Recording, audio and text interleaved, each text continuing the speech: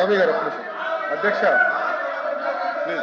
అధ్యక్ష అధ్యక్ష అధ్యక్ష అధ్యక్ష ఇది గౌరవ సభ్యులు లీడర్ ఆఫ్ అపోజిషన్ గారు బకాయిలు లేవని ఆయన సమాధానం చెప్పారు అధ్యక్ష. అధ్యక్ష 2020-21 Q4 పెండింగ్ పేమెంట్ 683.1 కోట్లు.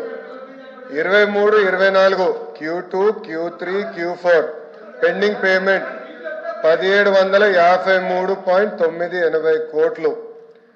అదేవిధంగా 23-24 మీరు ఒక్కసారి కానీ చూస్తే దాంట్లో MTF ఎరియర్లు కానీ ఇది తీసుకున్నా సుమారుగా అక్కడ ఒక MTFఏ 895 కోట్లు అధ్యక్ష.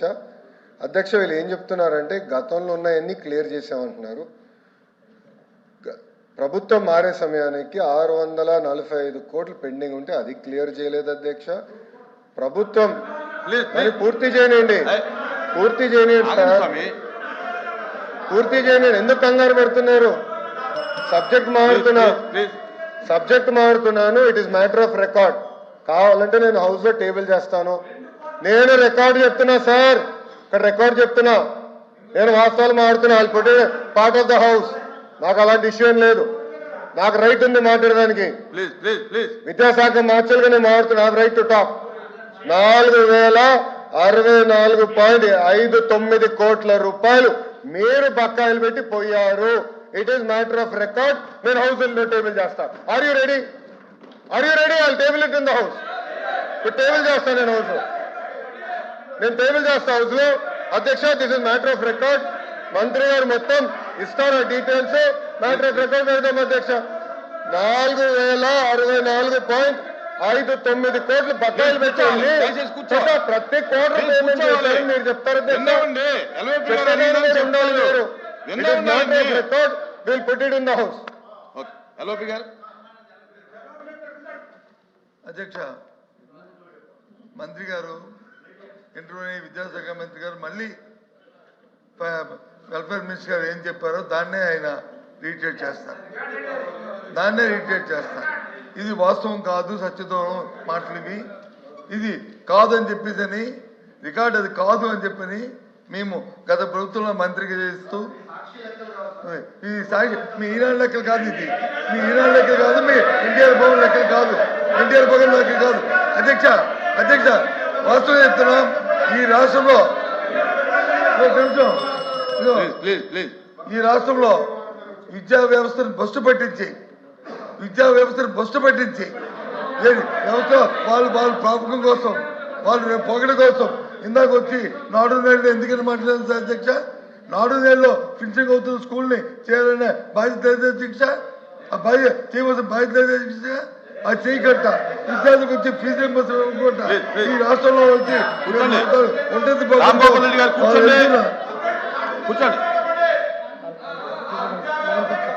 వాళ్ళ నేపథ్యంలో గత ప్రభుత్వంలో వచ్చి బకాయిలు పెట్టి ఈరోజు వచ్చి ఈ రకంగా చేస్తూ విద్యా వ్యవస్థ బస్సు పరిస్థితి నేపథ్యంలో అధ్యక్ష ఈ ప్రభుత్వంలో న్యాయం జరుగుతుంది, విద్యా వ్యవస్థ వచ్చి మనుగడ పొందుతుందని ఏ విధంగా ఏ ఒక్క ప్రజలకు కూడా విశ్వాసం లేదు అధ్యక్ష.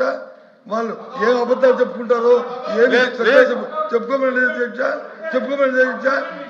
ఎందుకంటే ప్రభుత్వంలో వాళ్ళు చేసి ఉండి కూడా ఇంత బ్లంట్గా ఆ రకంగా ఆ సత్యదూరం మాట్లాడుతుంటే రికార్డు చెప్తాను. మై ల్యాక్స్ 4200 కోట్లు కాదు. 2 వాయిదాలు తప్ప కాదు. తెలియండి అధికారి పేరు నేను వస్తాను, మీటింగ్ నేను వస్తాను, సమావేశం నేను వస్తాను. మీ మంత్రి గారిని సమావేశం పెట్టండి, మేము వస్తాం. సమావేశంలో మంత్రిగా మా అధికారులు మా ముందు చెప్పండి, వ్యవస్థలు చెప్పండి. కాబట్టి ఇలాంటి సత్యదూరం మాట్లాడడానికి ఈ రాష్ట్రంలో కష్టపడుతున్న విద్యా వ్యవస్థని మరి మీరు చేస్తున్న దాన్ని నిరసనగా ఇందాక ఇంకో మాట కూడా నిన్న ఒక మంత్రి గారు ఇవాళ పత్రిక చెప్పాను. నిన్న కూడా కాదు వీళ్ళకంటే వాకౌట్ చేయడం ప్యాషన్ కాదు అధ్యక్ష. వినండి దయచేసి కోపుకుని వినండి. ప్యాషన్ కాదు, మీరు చేస్తున్న ప్రజలకు చెప్పి కనీసం ఈ సభలో జరుగుతున్న చర్చతోనే దానికి న్యాయం చేస్తారని చెయ్యాలని కోరికతో ప్రజలు రిజిస్టర్ అయితే మీకేదో జ్ఞానం దొరుకుతుంది, భగవంతుడు వచ్చి మీకు మంచిగా ఇస్తారని కోరికతో మేము అనుకుంటాం తప్ప మాకేం ప్యాషన్లో మాకేమి ఏవైతే కోసం మాకు లేవు.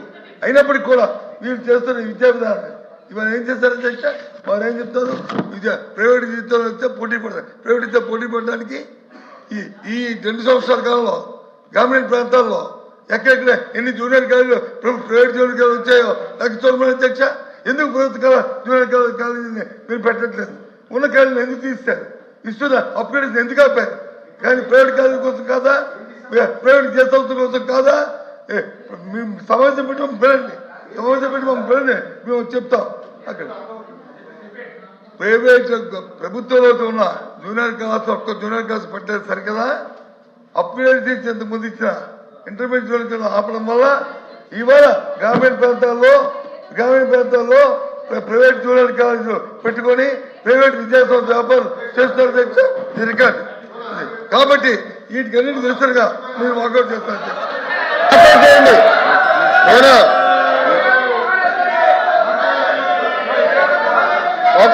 సార్ తలుపు ఇక్కడ ఉంది, తలుపు మీ ముందర ఉంది, వెనకాల కాదు. వెళ్ళండి, వాస్తవాలు తెలుసుకోండి. అధ్యక్ష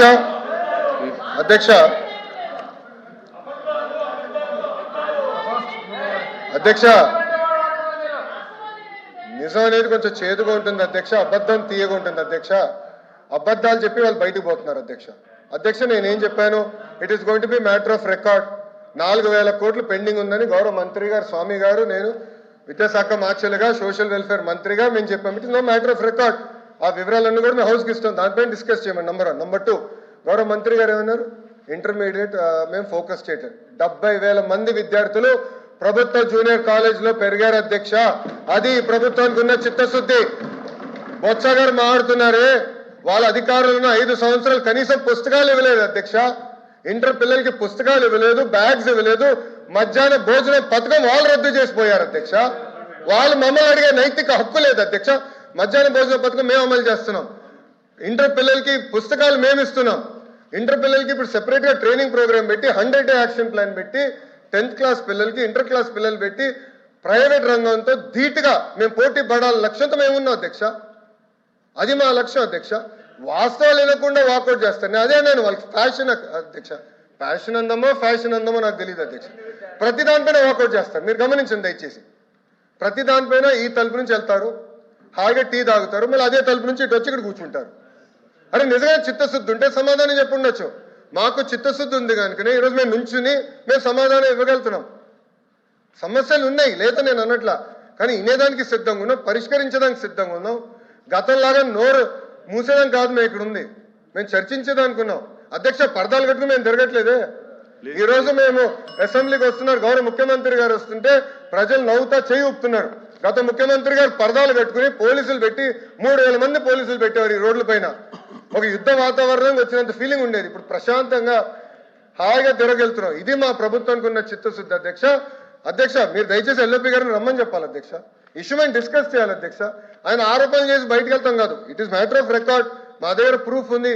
ఇంటర్ గురించి ఆయన ఆరోపణలు చేశారు. 70,000 మంది విద్యార్థులు పెరిగినాయి అధ్యక్ష. వాళ్ళ అధికారులు ఉన్నప్పుడు 12 లక్షల మంది విద్యార్థులు ప్రభుత్వ పాఠశాలకు దూరం అయ్యారు అధ్యక్ష. ఇవన్నీ ప్రశ్నించే హక్కు నాకు ఉంది అధ్యక్ష. ఆయన సింపుల్గా వాకౌట్ చేసి పారిపోతున్నారు. రమ్మని చెప్పండి అధ్యక్ష. చిత్తశుద్ధి ఉందంటే చర్చించాలని, హౌస్కి రమ్మని చెప్పాలని మీ తరఫున కోరుతున్నాను అధ్యక్ష. క్వశ్చన్ నెంబర్ 14257 మంగళపూడి అనితి గారు, హోమ్ మినిస్టర్. అధ్యక్ష, మొదటి ప్రశ్నకి సమాధానం అవునండి. రాష్ట్రంలో పెరుగుతున్న సైబర్ నేరాలను అరికట్టడానికి ప్రభుత్వం ఒక సమగ్ర బహుముఖ వ్యూహాన్ని అమలు చేస్తున్నది. అందులో భాగంగా ప్రజలకు అవగాహన కల్పించడం, సత్వర సమర్థవంతమైన చర్యలు తీసుకోవడం, 1930 హెల్ప్ లైన్ ఏర్పాటు చేయటం, సామర్థ్య నిర్మాణానికి కూడా సైబర్ దర్యాప్తు, డిజిటల్ ఆధారాలు నిర్వహణ, ఫోరెన్సిక్ సాధనాలు ఇవన్నీ కూడా ప్రత్యేకంగా పోలీసులకు శిక్షణ కూడా అందించడం. అదేవిధంగా అధ్యక్ష, మౌలిక సదుపాయాలు పటిష్టపరచడం, ఆ సైబర్ మోసాల నివారణ కేంద్రాలను కూడా ఏర్పాటు చేయడం జరిగింది అధ్యక్ష.